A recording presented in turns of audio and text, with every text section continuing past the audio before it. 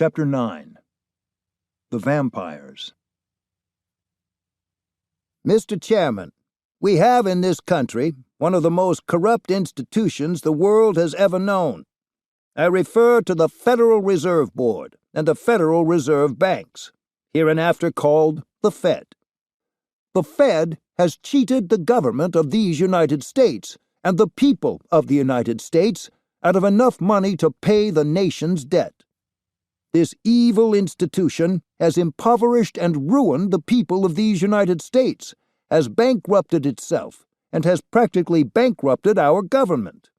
It has done this through the defects of the law under which it operates, through the maladministration of that law by the Fed, and through the corrupt practices of the moneyed vultures who control it.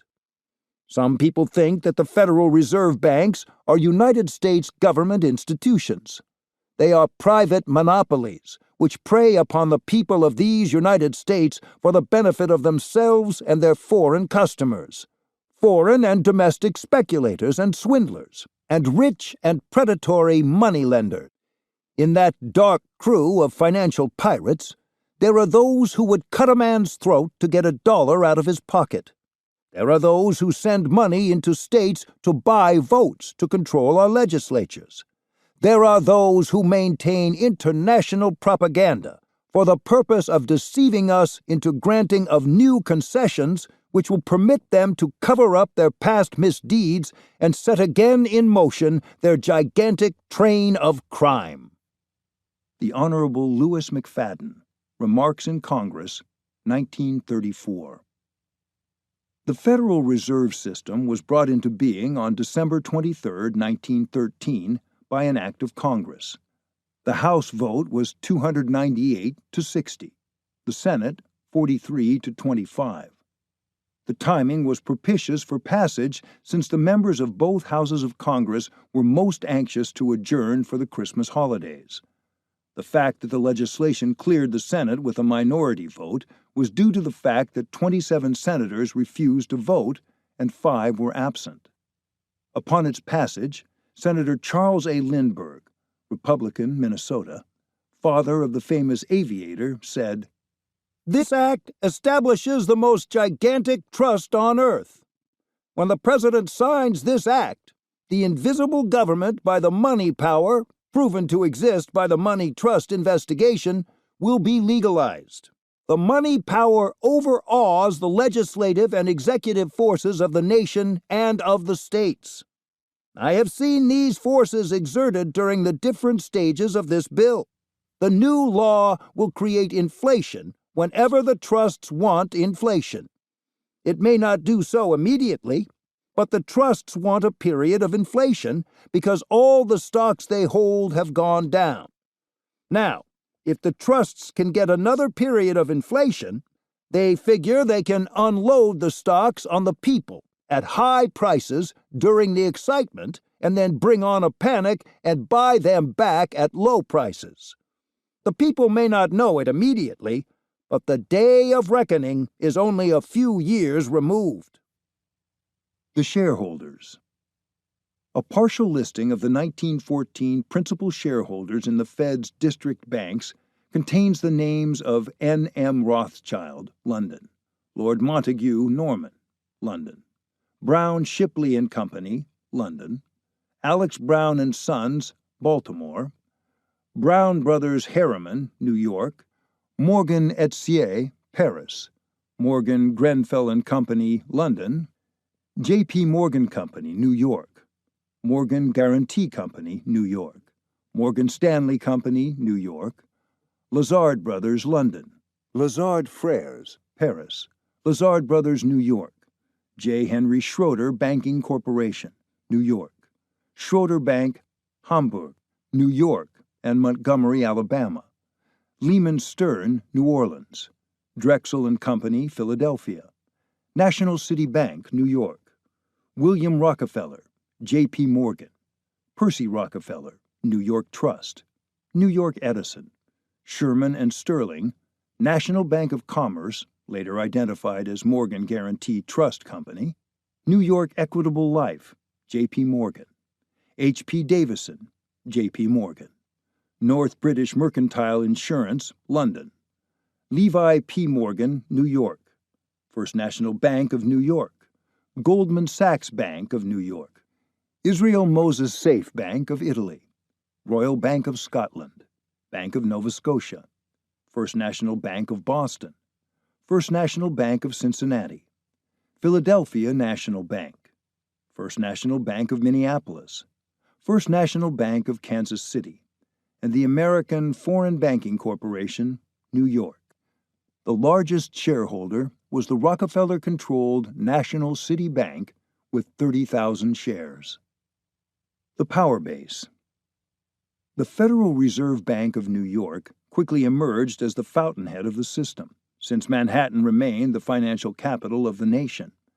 The other 11 banks, in the words of Frederick Lundberg, became so many expensive mausoleums erected to solve the local pride and quell the Jacksonian fears of the hinterland.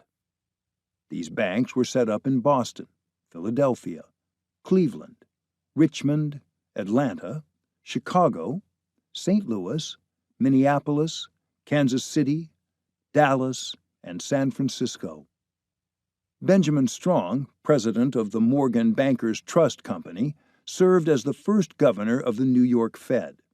Under Strong's leadership, the Federal Reserve of New York, unsuspected by the nations, became interlinked with the Bank of England and the Banque de France. It alone became authorized to receive massive deposits of gold from other central banks. By 1924, a massive vault, half the size of a football field, was built 86 feet beneath the Federal Reserve Bank on the corner of William and Nassau Street in Lower Manhattan. 3 years later, the vault contained 10% of the world's entire supply of monetary gold. Rockefeller's control. Strong was closely related to the Rockefellers, since they gained controlling interest in Bankers Trust, where he had served as president. When Strong retired, he was replaced by George L. Harrison, another Rockefeller associate who later became the president of New York Life, a firm controlled by the Rockefeller Banking Group. Allen Sproul, Harrison's successor, was an associate of the Rockefellers. His brother Robert served as a director of the Rockefeller Foundation. Alfred Hayes, the next president of the New York Fed, was a Rhodes Scholar who became the director of the bond department of the National City Bank, where William Rockefeller, John D.'s brother, had gained controlling interest. Paul Volcker, Hayes's successor, was also a Rhodes Scholar and the financial economist for the Rockefeller-owned Chase Manhattan Bank. Volcker became a member of the Council on Foreign Relations, or CFR, an organization controlled by the Rockefellers, the Trilateral Commission, an organization created by the Rockefellers, and the Bilderberg Group. The pattern persisted. The same pattern persisted when Anthony Solomon became the head of the New York Fed. Solomon was the founder of General Foods, a company that was seized by one of the tentacles of the Rockefeller octopus. E. Gerald Corrigan, Solomon's successor, possessed similar strong ties to the Rockefellers.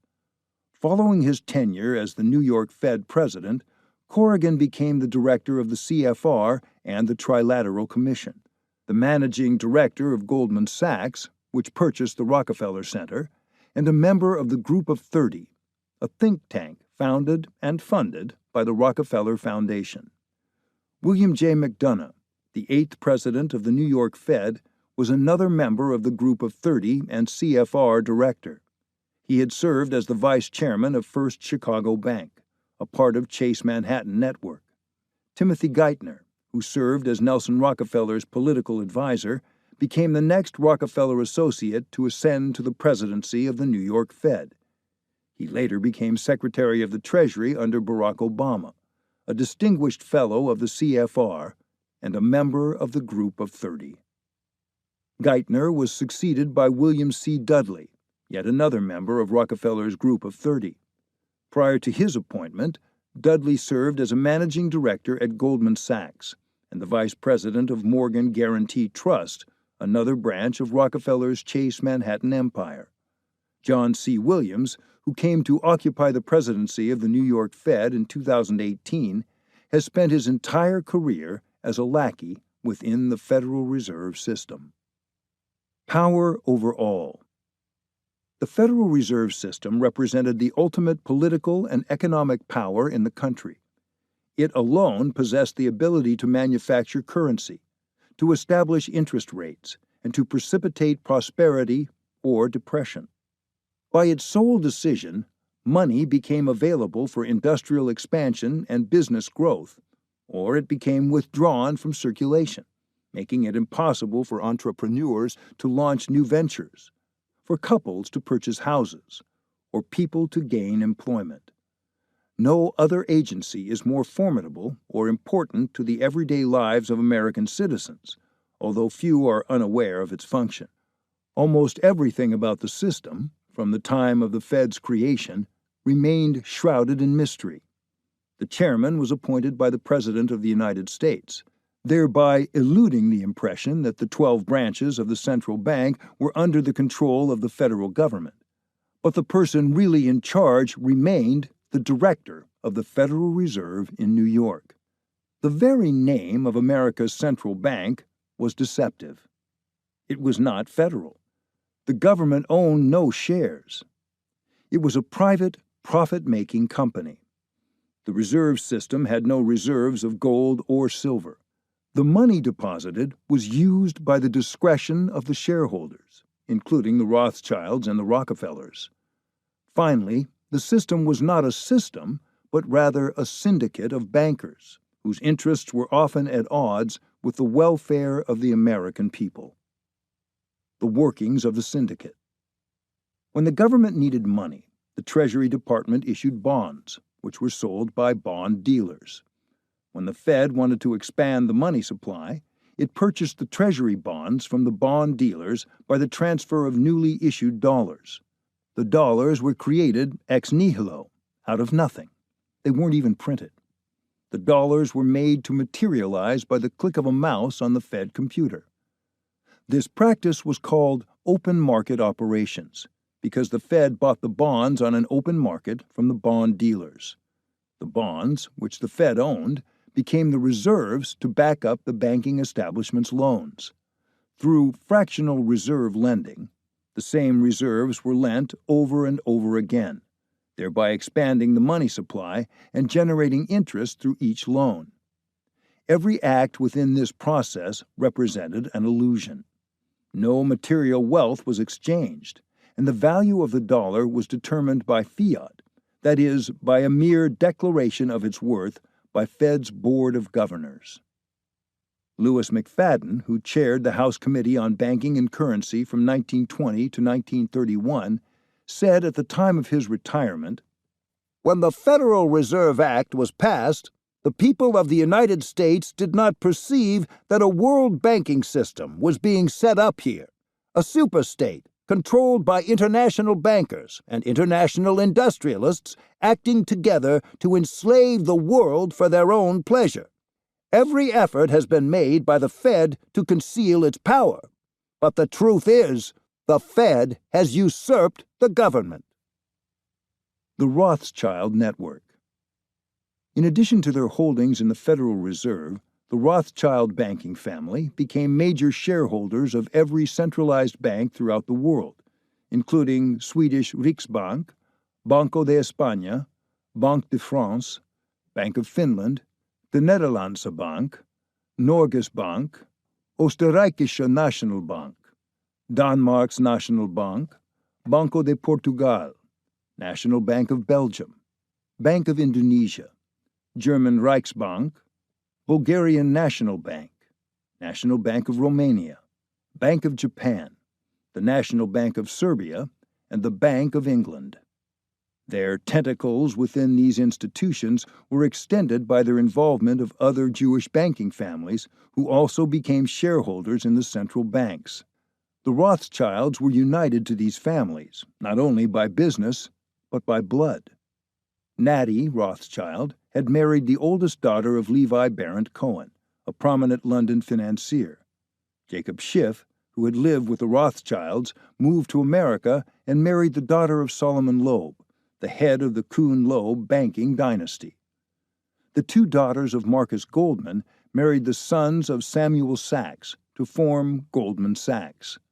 Paul Warburg left Hamburg for New York, where he married Nina Loeb, the daughter of Solomon Loeb. National spending and national debt.